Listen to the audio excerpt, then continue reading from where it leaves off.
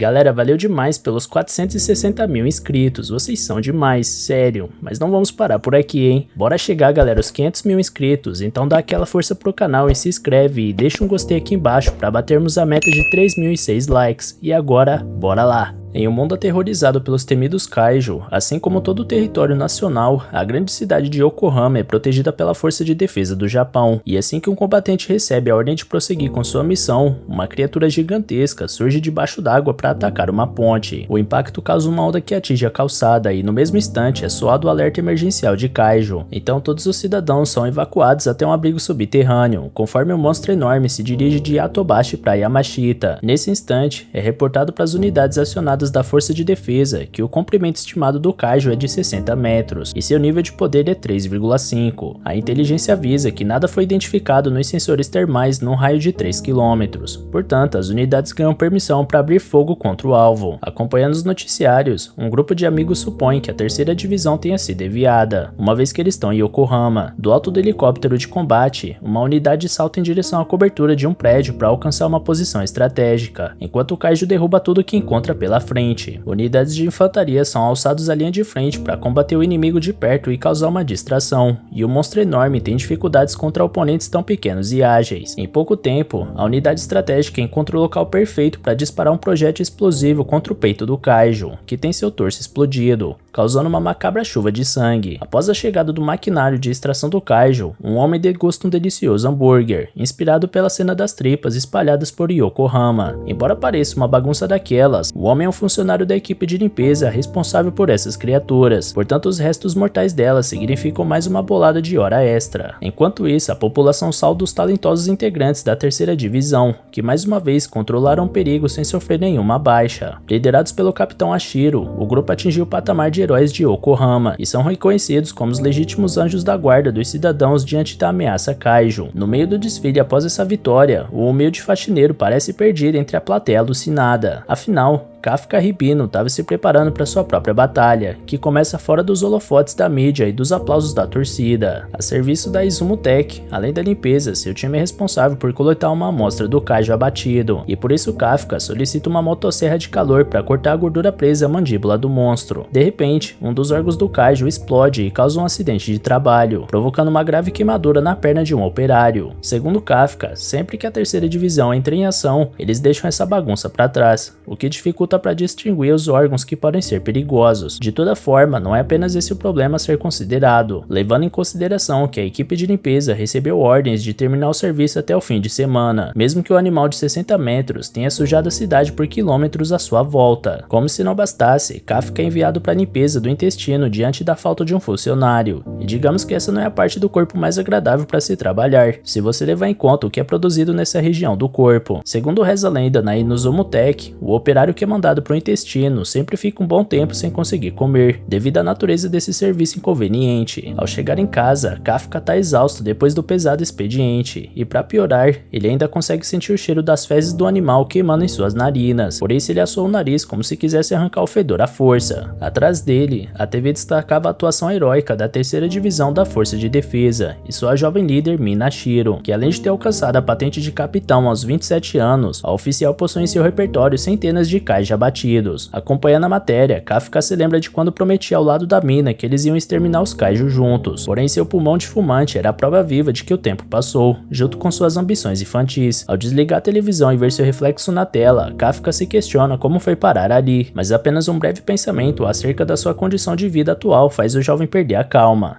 No fim, ele se contenta por realizar um serviço importante para a sociedade, que proporcionou para ele um teto decente onde ele pode morar, porque segundo ele isso é bom bastante. No entanto, enquanto ia para o trabalho no dia seguinte, Kafka não conseguia parar de pensar na reportagem de ontem, e quando chega à sede do serviço, ele é apresentado a um novo funcionário da Izumo Tech, chamado Reno Ichikawa. O jovem começa um estágio hoje com os demais, mas segundo Toko, ele só pensa em entrar para a força de defesa sem que tiver a chance. Toko comenta com o novato que Kafka também tinha esse sonho, mas até hoje é a estrela da faxina de Yokohama. Levando a provocação a sério, Ichikawa pergunta o motivo de Kafka ter desistido, e por mais que esse assunto desperte desperte um grande ressentimento no homem. Ele esconde sua frustração ao responder que deu o seu melhor, mas quando se cresce, entendemos que nem todo sonho vira realidade. Porém, Ichikawa prefere morrer antes de assumir o fim desse sonho, portanto desistir não é uma opção para ele. Dito isso, ele se retira para colocar o uniforme de trabalho, e Kafka odiou ter se deparado com um jovem que tem a mesma ambição que o homem tinha, porém com uma chama acesa que há muito tempo se apagou para ele. Durante o expediente, a equipe do Mike ficou encarregada da limpeza dos ossos, enquanto o time do Yoshimura deve começar a particionar as pernas do Kaijo. Quando o novato foi mandado pro intestino, Kafka pensa que se livrou de mais uma noite com cheiro de esgoto, porém sua sorte ainda estava em baixa àquela altura, então ele é enviado para lá pelo segundo dia consecutivo. Na hora do intervalo, Ichikawa não consegue manter a pose de durão depois da aprovação do intestino, e Kafka até pensa rir do enjoo do novato, porém ele mesmo precisa se cuidar para não colocar tudo para fora. Como o garoto não estava conseguindo comer, Kafka dá para ele um multivitamínico líquido para tancar o resto da tarde de serviço bruto, além de tampões nasais para ele não chegar em casa com vontade de enfiar o nariz num balde de desinfetante. Porém, como o veterano estava fanho por causa da proteção, Ichikawa não entendeu nada do que ele disse, portanto Kafka se viu obrigado a ensinar o estagiário a se proteger na base da ignorância. Após o intervalo, os dois voltam a se carregar do temido e odiado intestino do Kaijo até o pôr do sol, quando alguns companheiros se despedem assim que terminam o serviço do dia. Kafka ao menos se alegra de ter terminado a parte mais fedida do Kaijo, e o novato Reno Ichikawa, aproveitando o breve momento de descanso, aproveita para agradecer o colega por ter ajudado ele a vencer seu primeiro dia na empresa. Além disso, antes de ir embora, o estagiário informa ao veterano que a força de defesa aumentou o limite de idade de inscrição para até 32 anos. Sendo assim, Ichikawa sabe que longe dele querer dar pitaco na vida alheia, porém ele lembra da expressão de amargura quando Kafka falou sobre ter desistido mais cedo. Diante disso, o homem comenta que Ichikawa é mais legal do que ele imaginava, mas quando o jovem ia voltar para sua pose de frio e calculista, um Kaijo surge e ataca ele. No reflexo, Kafka salva o companheiro da boca do monstro, e em outra tentativa de ataque do Kaijo, mais uma vez o jovem é salvo pelo colega de trabalho. Em seguida, Kafka manda Ichikawa correr em buscar ajuda, mas com a resistência do garoto em abandonar o amigo, Kafka lembra que o rapaz não vai poder entrar na força de defesa